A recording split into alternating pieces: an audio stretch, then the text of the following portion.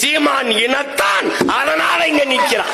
நாங்கள் தமிழர்கள் ஒரு தேசிய இனத்தின் மக்கள். உலகெங்கும் 13 கோடி எண்ணிக்கையில் கொண்டு 130 நாடுகளில் பரவி வாழக்கூடிய பேரின மக்கள் நாங்கள். என்று புகாரளிங்கள் என்று அழைக்கப்படுகிறார்கள்.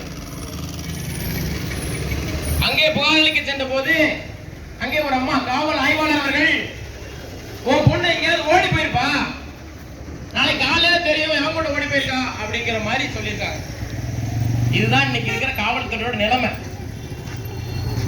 இந்த துயர சம்பவம் இன்னைக்கு நம்ம நடந்துகிட்டு இருக்கோம். காவல்துறை பத்தி பேசிட்டு இதே துயர சம்பவம் நடந்துகிட்டு இருக்கும் போது இன்னைக்கு காலையில ஒரு செய்தி வருது. 45 வயது மதிக்கத்தக்க காவல்துறை அதிகாரி, ஒரு பெண் அதிகாரி கோயம்புத்தூர்ல ஒரு மேலதிகாரி பண்புடன் பேசியிருக்காங்க. காவல்துறைக்குள்ளேயே பெண் காவலர்களுக்கு இங்கே பாதுகாப்பு நடக்கிறது. இதே நான் கேட்கிறேன், இங்கே பணக்காரருக்கு ஒரு சட்டம், ஏழைக்கு ஒரு சட்டம், பணக்காரருக்கு ஒரு நீதி, ஏழைக்கு ஒரு நீதி. இதே கேட்கிறேன், மார்க்கெட்டைய வீட்டுல ஒரு பெண்ணு காணாம போச்சு, அவர் காவலத்துல போய் போராடிக்கும் போது அதே பெண் காவலர் இந்த பதிலை சொல்லலாம். எண்ணி பார்த்துக்கோ, யாரை எங்க உட்கார்ந்துருக்க எண்ணி பார்த்து வந்து உட்கார்ந்துருக்காங்களா, இல்ல அவங்க வீட்டு பிள்ளைக்கு ஆயிடுச்சுன்னு உட்கார்ந்துருக்காங்களா? கிடையாது. என் புள்ள பிரதிபா பாலியல் வன்கொடுமை செய்து மிகவும் சித்திரயுத்து உள்ளப்பட்டு கொண்டு போட்டான். அவனை எங்க கண்ணு முன்னாடி நிறுத்தியே ஆகணும், கொலை குற்றவாளியை கண்டுபிடித்தே ஆகணும்னு சொல்லி வெயில்ல கடந்து காத்திருக்காங்க. வாராரு யாரு? நம்ம ஹரிகரன். அவருடைய வரலாறுலாம் எப்படிப்பட்ட வரலாறு தெரியுமா? அந்த ஆய்வாளர் சொன்னார்ல, தன்னுடைய சமுதாயத்தில் உள்ள மக்களை தன்னுடைய சமுதாய ஆய்வாளரை கொண்டு சரி கட்டக்கூடிய இந்த திராவிட அரசு எடுத்துக்கொண்ட ஆள் யார் தெரியுமா? ஹரிகரன். ஸ்டெர்லைட்டில் பிரபலமான அவர். ஸ்டெர்லைட்டில் பல கோடி ரூபாய் பணத்தை பெற்றுக்கொண்டு 15 அப்பாயிகளை சுட்டுக் கொண்ட கலைஞர் ஹரிகரன். அமெரிக்கா போல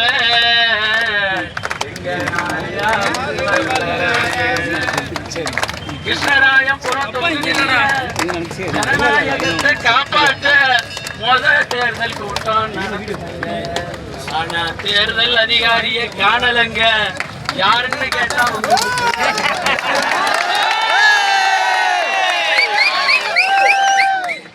அமெரிக்கா போல காவல்துறை நேர்மையை பாருங்க, தேர்தல் அதிகாரி தெரியலன்னு கேட்டா அவர் வரவும் மாட்டாருங்க.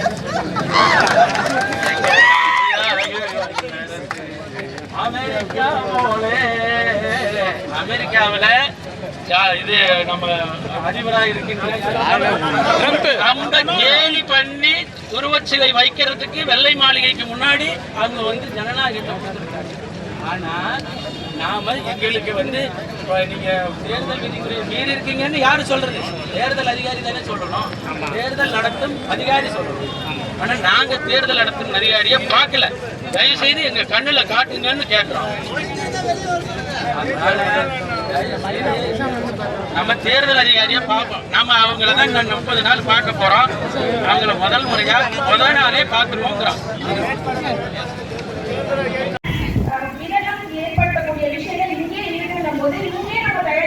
இந்த கேஸ் விஷயமாகட்டும் எல்லாமே இங்கே நம்ம தயாரிக்கக்கூடிய ஊடகங்கள் எவ்வளவோ இருக்கு.